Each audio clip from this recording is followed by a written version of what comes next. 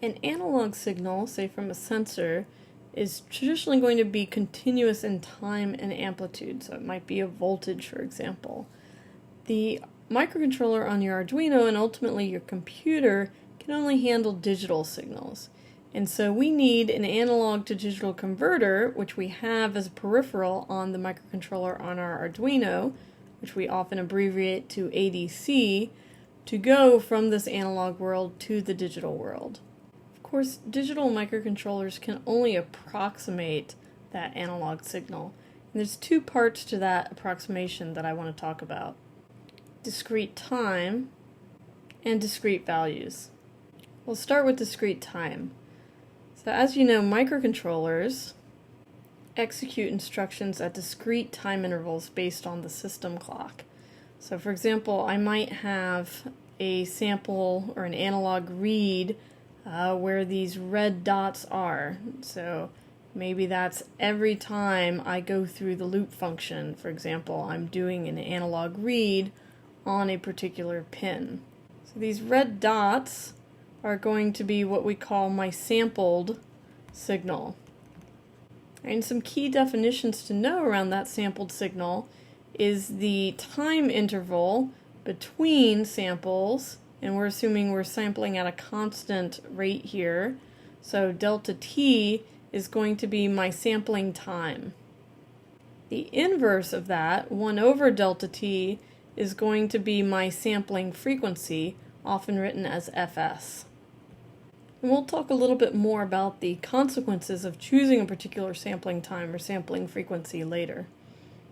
To actually define a sampling time, for example, on your Arduino, you could have a simple analog read statement in your loop function and then follow that by a delay.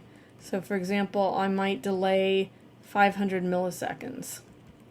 And if I delay 500 milliseconds, say that's my interval right here, is going to be delta t is equal to 0.5 seconds. So all of these little purple or pink dots are going to be the values on my analog read pin, or on my analog pin, when I execute this analog read statement. I could also change that, so I could create a different delay. So say, for example, instead of delay 500, I delay 1.5 seconds, so 1500 milliseconds, and in that case I might have these X's would represent my sampled signal. So you can already start to see that there will probably be some consequences of sampling at a slower rate in terms of trying to understand what is going on in that signal. So microcontrollers are also limited in how they represent numbers. An analog signal, in essence, has an infinite number of decimal places that I can use to represent that. A microcontroller, obviously, dealing with floats is challenging enough, but typically I have an integer, say a 2-byte number, and I have to represent my signal within those 2 bytes.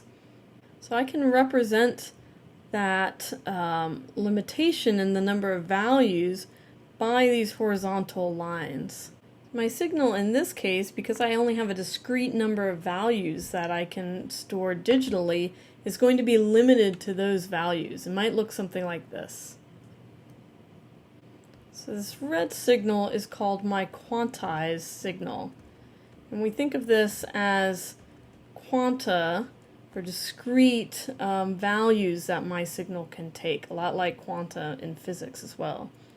I can also define a quantization error at some particular point in time.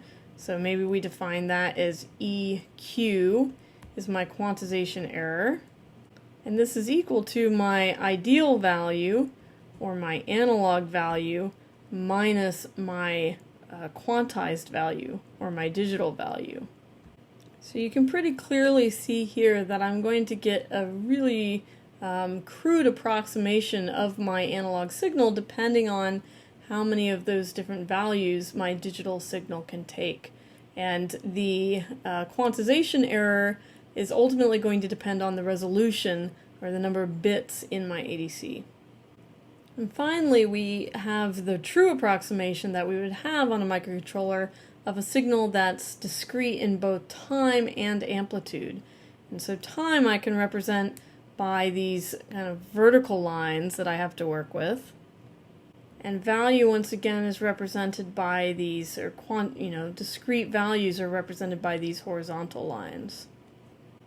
So my signal at each point in time can only exist at the intersection of these discrete points. So maybe I have a sample here, I have a sample here, that's actually a pretty good representation. I have a sample here, I have a sample, this one is below here, so I'm going to say this one goes here, here, here, right there. So these red dots now are both my sampled and quantized signal, which is ultimately my digital signal. And this representation hopefully allows you to see more easily that I can get a better approximation of my analog signal if I do one of two things. I increase my sampling frequency, or my sample time delta t goes down. So in that case, I'm increasing the frequency of those vertical lines that I have to sample at. Or I can increase my ADC resolution, or another way of saying that is decreasing that quantize, so having a higher density of those horizontal lines.